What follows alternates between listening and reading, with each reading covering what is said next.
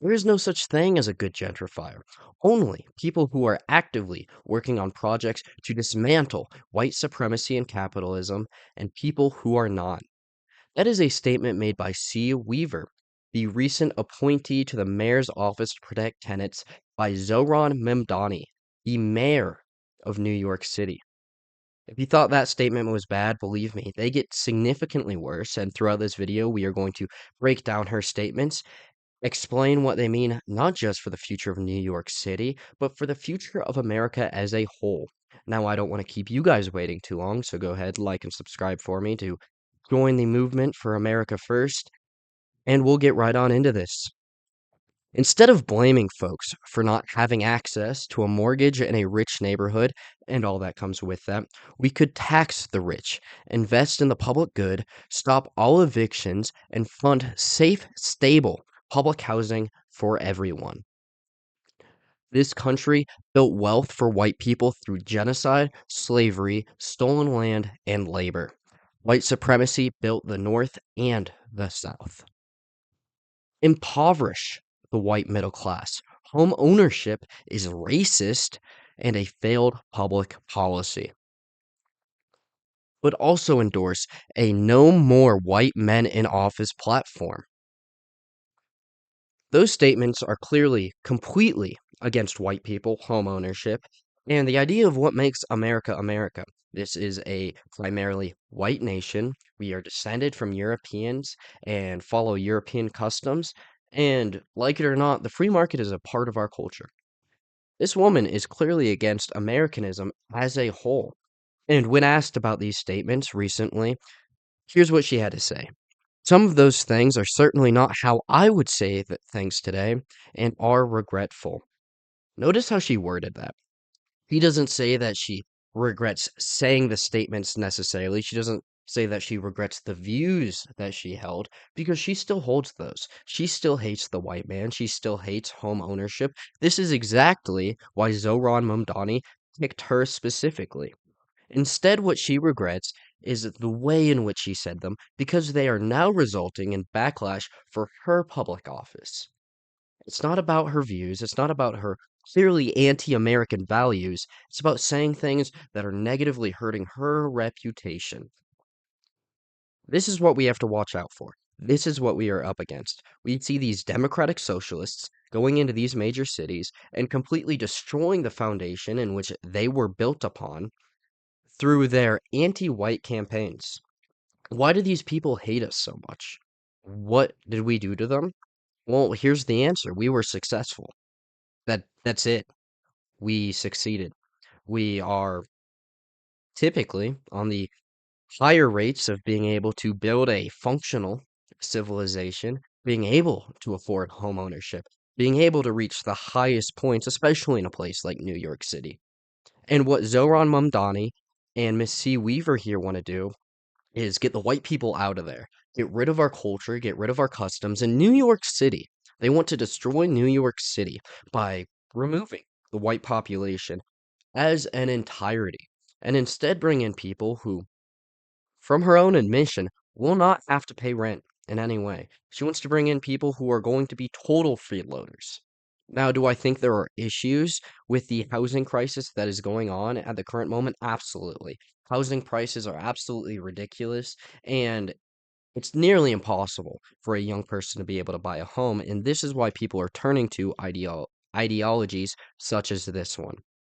But with that being said, this is not the answer because what this brings in is people who, again, they're freeloading, they aren't paying rent, not because it's outrageous and can't afford it. While that is an issue for some, the specific people that she wants to bring in are the people who are just lazy and don't want to work and don't want to bring value to their community. This is going to result in an increase in crime rates. This is going to result in a decrease of the overall satisfaction of owning a home in this area. Because what happens when you give people public housing? You get typically a lot more undesirable types of people. And the people who are bringing in the wealth for the city, they leave because they don't want to live next to people who are freeloading off of them. Because what does this coincide with?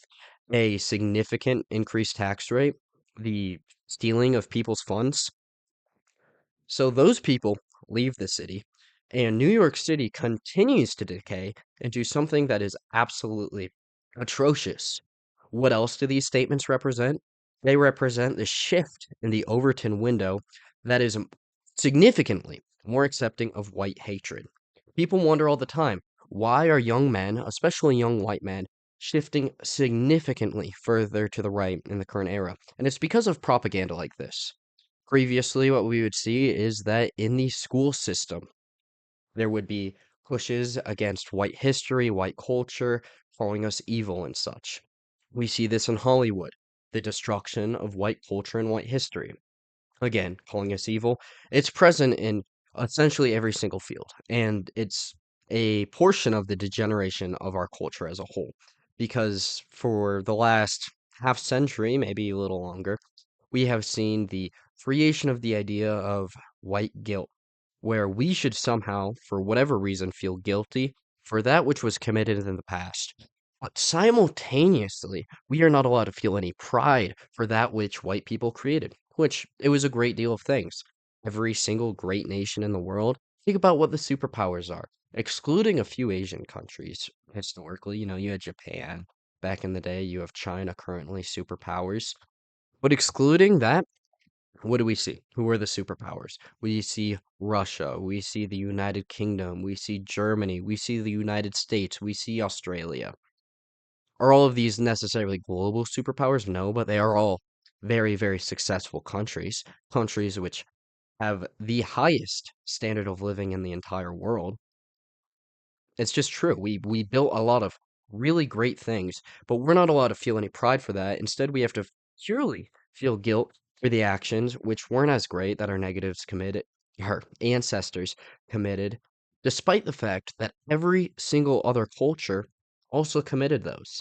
You're allowed to feel pride in your black race, which I'm not even against. If you feel pride, you should feel pride in your heritage and your family's history. That is a good thing. That is obviously something that is good and is powerful. But they're allowed to feel pride and they still had slavery. In fact, they are enslaving each other.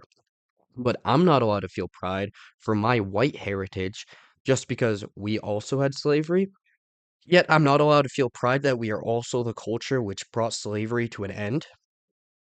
White people have done plenty of great things, and we are the foundation which built this country up. She is claiming that private property and America itself are racist ideas.